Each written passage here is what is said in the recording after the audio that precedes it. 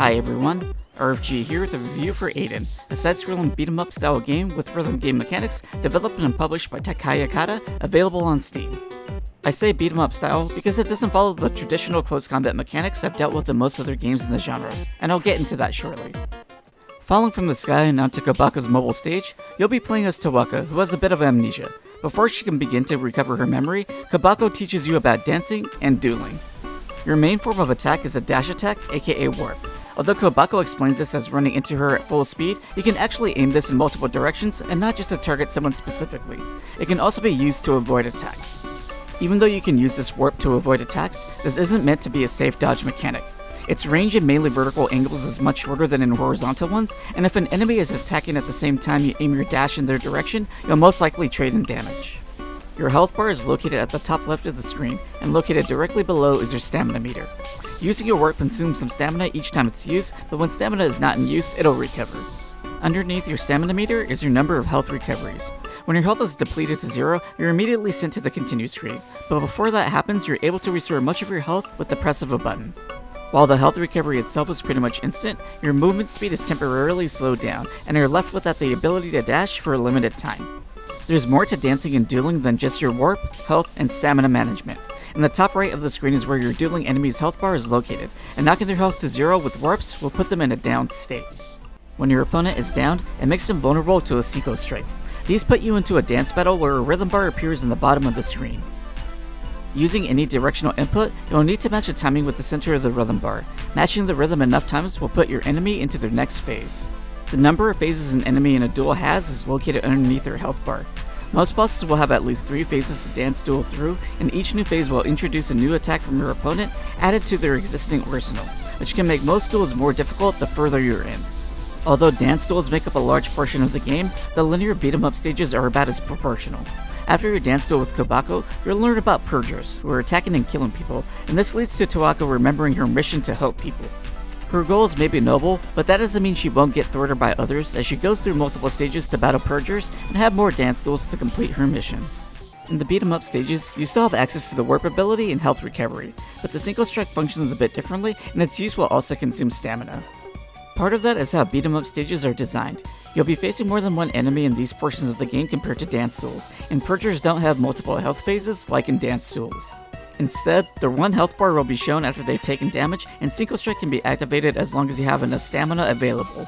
You also don't need to match timing to a rhythm bar during a Synchrostrike in a beat-em-up stage. There are caveats to using them though.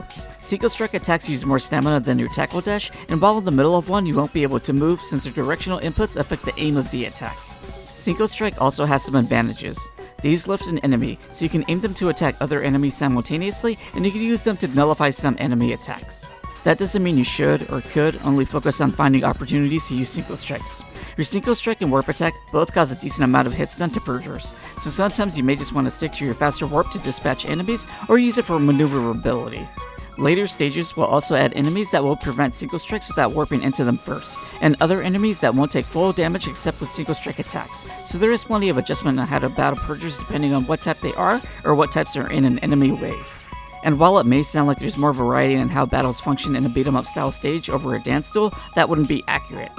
While you're limited to attacking with your warp to whittle down your opponent's health in dance duels, and then to a Synchrostrike to transition them to their next phase, the variety of attacks that I've seen in dance duels did keep me on my toes.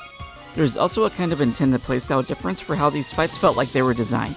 In beat-em-up stages, it felt almost better out trying to completely prevent enemy attacks by using warp and Synchrostrike attacks mindfully, but in dance duels, enemy attacks felt like they must be avoided, and your attack windows might feel small due to this. In early duels, enemy attacks might seem pretty open to avoid taking damage, but later duels might have attacks with narrow spaces to dodge a hit, similar to a bullet hell or shoot 'em up.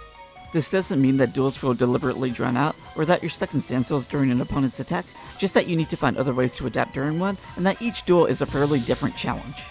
That being said, if you are having trouble beating a stage, you'll unlock an upgrade shop partway through the game. You'll be able to upgrade your character in a few ways, with side that you earn by defeating enemies and through dance duel Synchrostrikes. These upgrades also work pretty well with the game's overall progression structure.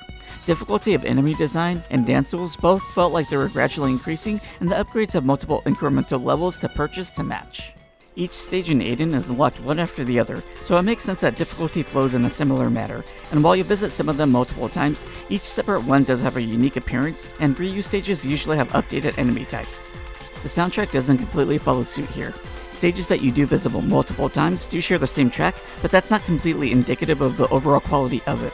While it's generally upbeat early on, later tracks will fit in other moods. Story keeps up with the linear flow, but more in how it sets up its plot reveals. There are several moments that had me surprised, but just about everything makes sense for when something is revealed, or how it connects to other events.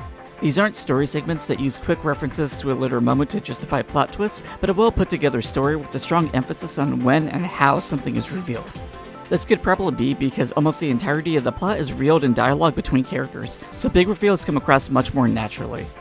Seeing a character's response to events through their portraits also helps, and it's nice to see the attention to detail even if most characters have a fairly simple design. Character and enemy sprites share that design simplicity, but the attention to detail remains in terms of showing what an enemy is going to do. Most enemy attacks are pretty well animated for their startup, giving you a decent amount of time to react accordingly. But I do think some of the hitboxes on some enemy attacks can be a bit misleading, and sometimes enemies themselves can have wonky hitboxes, but these don't necessarily lead to unfair fights. And in general, battles do feel fair. I played the entire game on hard difficulty, and some battles definitely earned that title for me, but it was rare for me to take more than a few tries to get past most stages. There are also the upgrades that you can purchase with earnable side to ease the difficulty, which you should have no problem accumulating. Just to inform you, the game is machine translated, but from what I noticed in my time with the English translation, there are very few moments where the translation loses quality. Playtime was worth the price, at least on hard difficulty. I can't really say if anyone will lose much value in their time with ADEN playing on normal instead. I don't really see replay unless there are specific sections you do want to go through again, and you are able to easily replay levels that will also re-show cutscenes. ADEN's design approach of keeping simpleness at its base but gradually adding depth behind it isn't something that all games with that ideal accurately accomplish, but both sides are captured pretty well here. Its gameplay and story may seem basic or playful at first, but there's complexity gradually added throughout its runtime, and its visuals and music match similarly to both the gameplay and story presented. While ADEN doesn't traditionally follow the mechanics of games in either the beat-em-up or rhythm genres, it adds its own value in how it combines simplicity and depth in many of a game's aspects.